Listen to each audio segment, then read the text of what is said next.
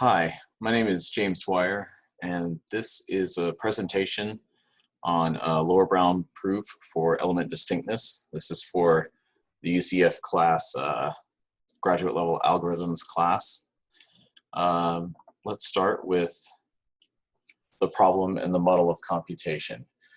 What we're looking to prove here is a lower bound for element distinctness. Element distinctness is just saying giving a set of items, usually integers, but it doesn't matter what it is.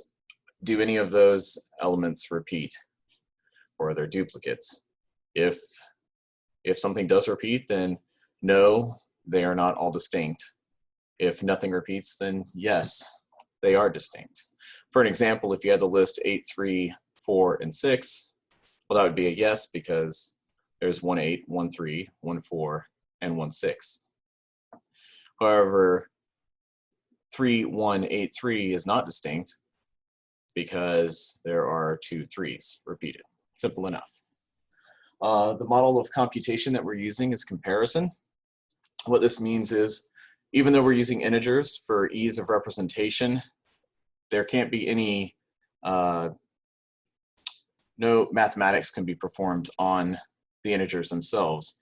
They're just used for convenience.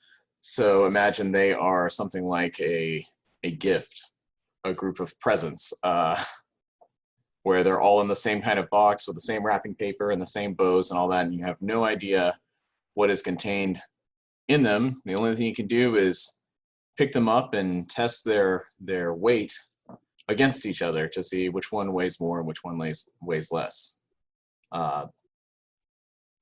So that means that we can use the comparators greater than, less than, or equal to, and nothing else. That's it.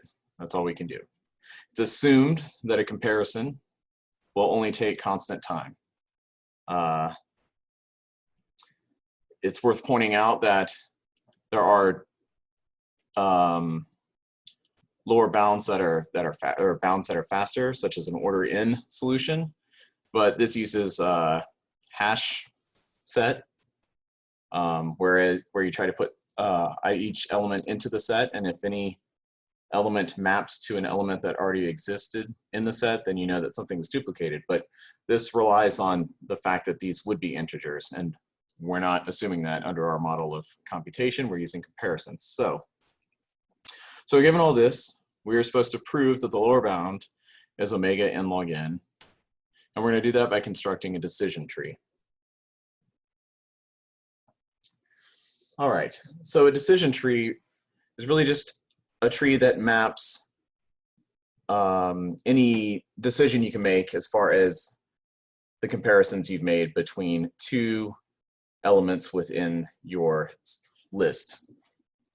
So for example, so we could say that this tree, when you follow the tree down, you end up at leaf nodes that represent any single permutation, any way that, any order that these items could be listed in. And for an example here, so we have the numbers 1, 2, and 3. Well, those can be arranged as 1, 2, 3, 1, 3, 2, 2, 3, 1, 2, 1, 3, 3, 1, 2, or 3, 2, 1. The number of permutations is in factorial. So in this example, we had 3 elements within the list. Those 3 elements, 3 factorial, 3 times 2 times 1 is 6, and notice we have 6 leaf nodes on this example. Now the way this works for our purposes, we can compare any 2 elements at the same time per level, per node. So at this root node, we'll say that the array ABC is represented by 2, 3, 1, 2 being A, 3 being B, and 1 being C.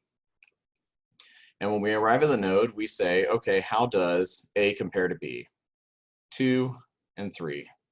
Well, 2 is less than 3, so that tells us we need to follow this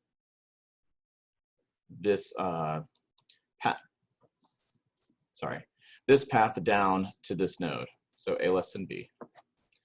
Now we're going to compare B to C. Well, 3 and 1. 3 is greater than 1, so we would need to follow this path down here, B being greater than C. And then finally we compare A to C in this example. 2 and 1. 2 is greater than 1, so we would follow this path, 2 greater than 1. And we arrive at the permutation 2, 3, 1, which matches this permutation. That seems really trivial, but the point is that we're just trying to show that we can arrive at what we were looking at by following a distinct path down the tree.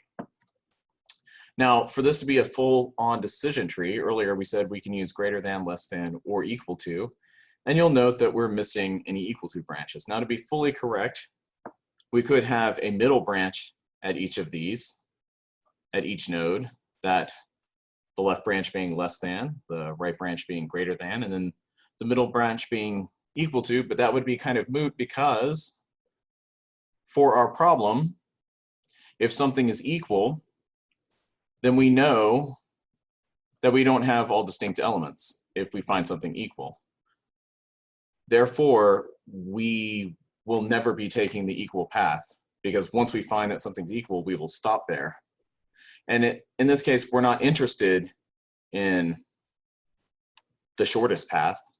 We're interested in what would take the longest, meaning following our path down to the deepest root node, or leaf node, sorry. So it wouldn't make any sense to include the equals in this tree because we would stop the algorithm immediately once we hit an equals. So we're concerned with the longest possible path we could take, which means that we have to compare all the way down to the lowest leaf node. So that's why those aren't included. And we're going to go with an adversarial approach, meaning we're, as I've said, we're assuming that somebody is trying to find the worst possible case, the case where we go all the way down the decision tree. So since we know that we can represent our comparisons by this tree, this binary tree, we notice that the path to each leaf is distinct in this example. This is a small example, but it would be true for any tree. The path down to a permutation, that is the only path you can take to get to that permutation. We also know that h, if we say h is the height of the tree, we're going to assume that the height of the tree is the longest path from the root to the leaf. So here we have a leaf here, which is an acceptable permutation of ABC here, when ABC are 1, 2, and 3.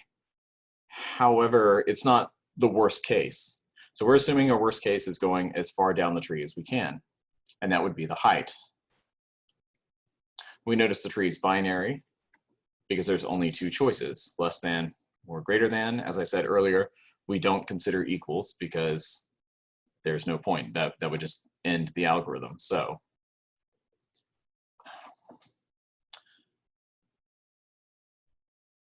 and we also noted earlier that the number of leaves is at least n factorial, where n is the number of the amount of integers in our list.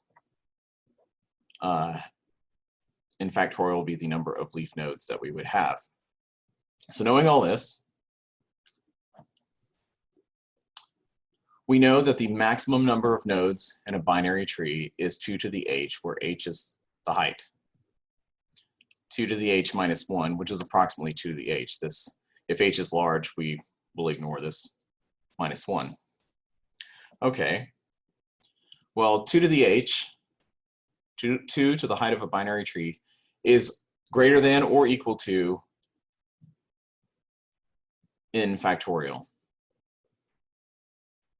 Okay, so let's take the log of both sides so we can solve for h.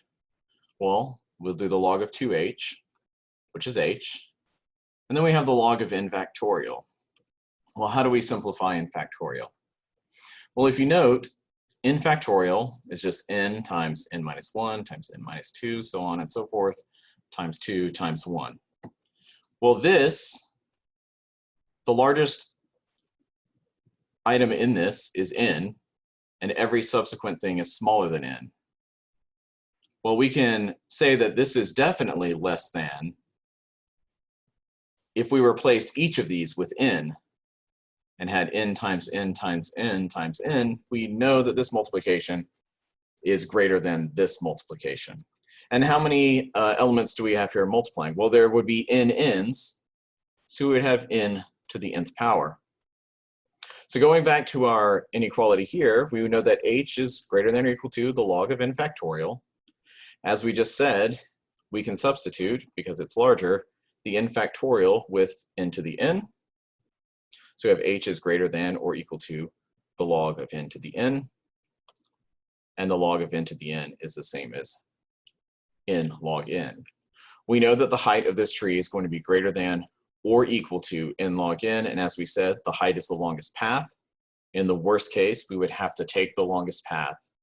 Therefore, in the worst case, the fastest we could go is all the way down to the bottom of the tree, and the height of the tree has to be at least n log n. Therefore, this problem is omega n log n. And here we have the source from this website that had a proof for this. Thank you.